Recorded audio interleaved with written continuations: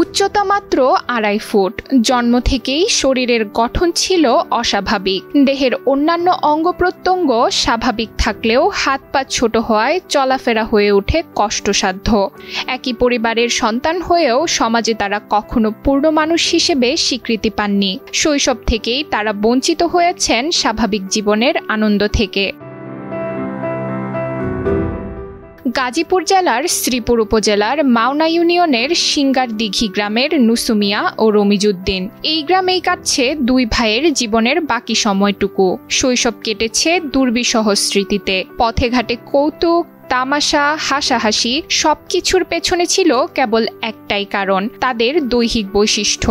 বন্ধুরা যখন খেলায় মেতে থাকতো তখন তারা দাঁড়িয়ে থাকতেন মাঠের এক কোণে। আমার নাম নুসু মিয়া। আমার জন্ম থেকে এই অবস্থা।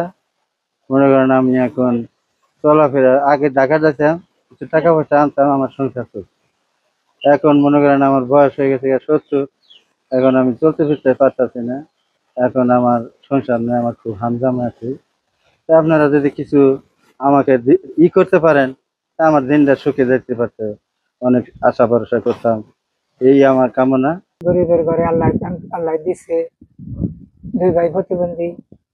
বাবা মারা যাওয়ার পরে বাপ হয়ে গেল অসুস্থ, বয়স্ক, বৃদ্ধ। তখন বাপটা কিছুদিন পরে মারা গেল। মারা যাওয়ার পরে এখন আমাদের নিজেরাও কাজ কাম করছি, ঢাকা থেকে আনছি। তবুও হাল ছাড়েনি নুসু ও রমিজ। জীবনের প্রয়োজনে বেঁচে থাকার তাগিদে পাড়ি জমিয়েছেন রাজধানী সহ দেশের নানা প্রান্তে।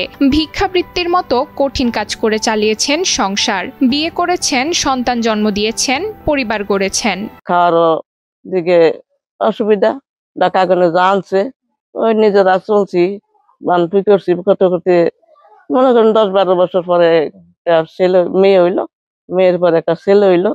এইভাবে সংসারটা মনে করেন যখন বাইরে দিয়ে চলতে, ছেলে একটা ভাড়া গাড়ি চালায়, বাইরে দিয়ে এইভাবে চলতে। কিন্তু বয়সের ভার, শরীরের অবস্থা আর নানাবিধ রোগ সব মিলিয়ে আজ আর আগের মতো চলাফেরা করতে পারেন না, কাজ করতে পারেন না, কারো কাছে হাত পাততেও লজ্জা পান। সরকারি সহায়তার একটি কার্ড আছে বটে, সেখান থেকে যে সাহায্য মেলে তা নুন, তেল, লবণ কিংবা সপ্তাহের একবেলা খাবারের চেয়েও কম। বাকি সময়টা কেটে যায় অভাবে, অপেক্ষায় কিংবা না খেয়ে। 3 মাস পর পর মাত্র 2500 টাকা করে ভাতা পান তারা। সংসার চলে হাহাকারে। তারা বিলাসিতা চান না বড় বাড়ি বা জমকালো খাবার। তাদের দরকার শুধু একটু সহানুভূতি, একটু মানবতা, যাতে অন্তত বাকি দিনগুলো কাটে বিনা অভাবে, চিকিৎসা পেয়ে শান্তিতে। আমাদের যদি একটা বাথরুম সরকার যদি করে দিত তাহলে আমাদের আর একটু সুবিধা হতো। আমরা মনে করেন আর আমাদের মনে যা আসা একটা খাওয়ার জিনিস আমি কিনে আনতে পারতেছি না, খাইতে পারতেছি না। মনে চাইলো এখন এটা আমি খাইতে পারতেছি না। প্রতিবেশীরাও সহায়তা করতে চান, কিন্তু তারাও থাকেন টানাপোড়েনে।